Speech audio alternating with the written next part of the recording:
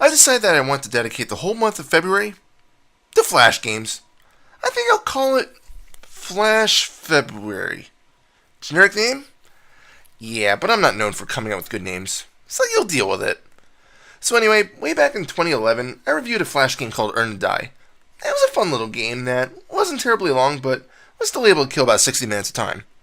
But now we're returning to the game, but this time a 2012 remake of it. Not much has changed, but there's still enough new stuff to warrant to play.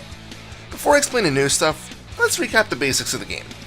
You play as a dude trying to get to a safe zone free of the walking undead. In the past game, you drove 3 vehicles to a checkpoint that featured a helicopter that your character pilots, until it runs out of fuel in the new game.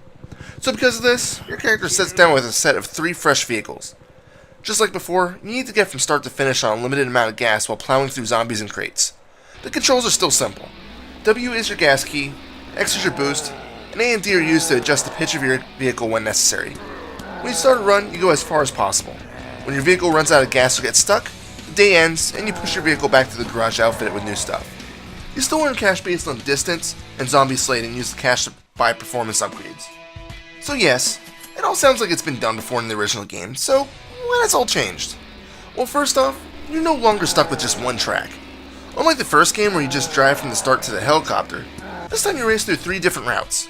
This in itself is a huge improvement, because the original game's setting felt like it was a tad too short. Not horribly short, but could have been a little longer. But these extra 2 levels are great, because even if you manage to maximize the performance of the best vehicle, your bus, you still have to figure out the terrain and know the obstacles. All in all, this is probably the biggest improvement over the original game. The obstacles have changed slightly though. There's still rocks and planks floating around, and to be perfectly honest, I can't remember if there were explosive barrels in the original game, but there's definitely more to be seen in this installment. The biggest difference here is the zombie types. There's 2 extra zombies included in the game. The first is basically a form of zombie that runs quickly at your vehicle, hops on, and then hangs on for dear life. I'm not sure if they slow down your vehicle a bit or what, but I didn't see a noticeable effect. It may just be an extra visual effect, I really don't know, but it's still a new creature. The second new zombie is a tank-like zombie that's huge and creates a huge speed bump when you smack it. These guys aren't so common, and once you figure out where they're at, you may remember to save a bit of turbo or gas to get through them. Although there's 3 stages in this game, it still seems easier than its predecessor. Maybe it's because I already knew how the game worked, but it seemed like a true challenge to it. Just like before, zombies, boxes, and rocks are static, and don't move between days, which is still disappointing. Random zombies would have been a great improvement, but unfortunately, that's missing. In my opinion, the biggest flaw of Earn and Die 2012 is the lack of new upgrades.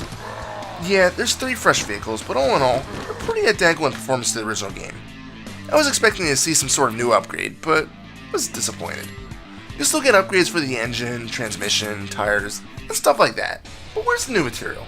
For one, you still can't choose to fire the gun manually. In fact, I was able to finish it without even really bothering with the gun too much. Some upgrades that might have been nice to see are things like some sort of spike trap for the rear attacking zombies, or maybe even a sidearm where you can kill a few zombies as you drive. I know, I'm really digging deep for some sort of new possible upgrade, but I need to complain about something, right? All in all, Earn and Die 2012 is a pretty worthwhile sequel to the original game. It's still simple yet fun, and the familiar gameplay will ensure that it's not too difficult to pick up. The extra levels help preserve a longer gaming experience, so you won't get bored quickly. As a side note, there's also a part 2 of this game, which I haven't played yet. Maybe a future review? We'll see. Final score? 5 out of 5. Don't forget, it's Flash February, so keep a lookout for some more Flash games coming in the upcoming weeks. This is Reaper. Happy fragging.